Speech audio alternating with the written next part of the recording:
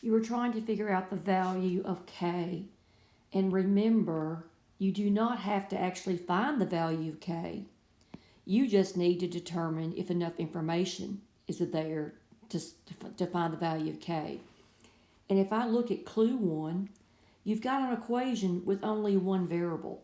So you could solve this equation for k and you have the answer. So clue 1 works. Same thing for clue 2. You have an equation. It only has one variable, k. You could solve it. So it would also work independently.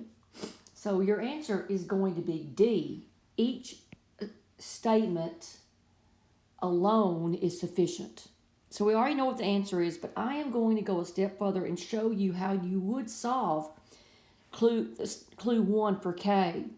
So that's 2 to the k equal 8 to the negative 1. Because what I want to do is rewrite both sides. It's a base of 2. So that's 2 to the k equals, now 8 is 2 cubed. And that's raised to the negative 1. We can't lose that. And we know power to power, you multiply. So that would be 2 to the negative 3.